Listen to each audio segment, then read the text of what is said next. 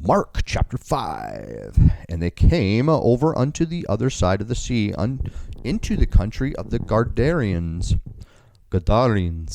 And when he was come out of the ship, immediately there met him out of the tombs a man with an unclean spirit, who had his dwelling among the tombs, and no man could bind him, no, not with chains, because that he had been often bound with fetters and chains, and the chains had been plucked asunder by him, and the fetters broken in pieces, neither could any man tame him. And always, night and day, he was in the mountains and in the tombs, crying and cutting himself with stones. But when he saw Jesus afar off, he ran and worshipped him, and cried with a loud voice, and said, What have I to do with thee, Jesus, thou Son of the Most High God? I adjure thee by God that thou torment me not.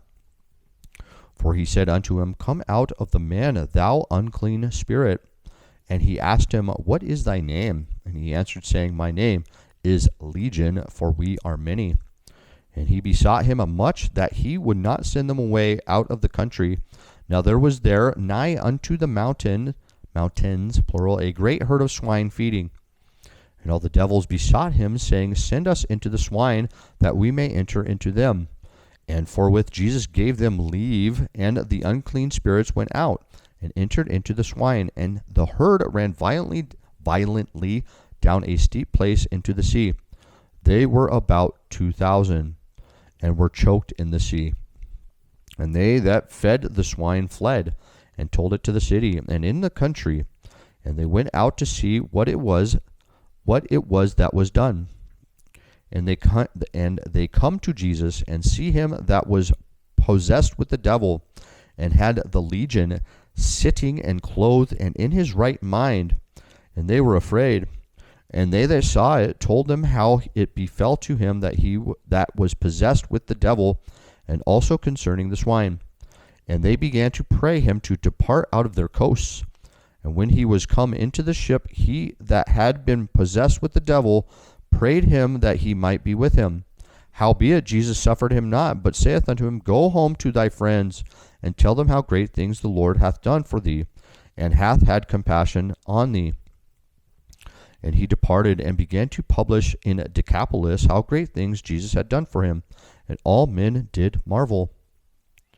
And when Jesus was passed over again by ship unto the other side, much people gathered unto him, and he was nigh unto the sea.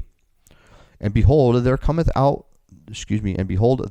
one of the rulers of the synagogue, Jairus by name, and when he saw him, he fell at his feet, and besought him greatly, saying, My little daughter lieth at the point of death. I pray thee, come and lay thy hands on her, that she may be healed, and she shall live. And Jesus went with him, and much people followed him, and thronged him. And a certain woman, which had an issue of blood 12 years, and had suffered many things of many physicians, and had spent all that she had, and was nothing bettered, but rather grew worse. When she had heard of Jesus, came in the press behind, and touched his garment. For she said, If I may touch but his clothes, I shall be whole. And straightway the fountain of her blood was dried up, and she felt in her body that she was healed of that plague. And Jesus, immediately knowing in himself that virtue had gone out of him, turned him about in the press, and said, Who touched my clothes? And his disciples said unto him, Thou seest the multitude thronging thee, and sayest thou, Who touched me? And he looked round about to see her that had done this thing. But the woman, fearing and trembling, knowing what was done in her, came and fell down before him, and told him all the truth. And he said unto her, Daughter, thy faith hath made thee whole. Go in peace, and be whole of the plague. While he yet spake, there came from the ruler of the synagogue's house certain which said, Thy daughter is dead. Why troublest thou thy master any further? As soon as Jesus heard the word that was spoken, he saith unto the ruler of the synagogue, Be not afraid, only believe. Creo, solo creo. And he suffered no man to follow him, save Peter and James, and John the brother of James. And he cometh to the house of the ruler of the synagogue, and seeth the tumult, And then they wept and wailed greatly. And when he was come in, he saith unto them, Why make ye this ado and weep? The damsel is not dead, but sleepeth. Dormir. And they laughed him to scorn. But when he had put them all out, he taketh the father and the mother of the damsel, and them that were with him, and entereth in where the damsel was lying. And he took the damsel by the hand, and said unto her, Talitha cumi, which is being interpreted, Damsel, I say unto thee, arise. Talitha cumi. And straightway the damsel arose and walked, for she was of the age of 12 years. And they were astonished with a great astonishment.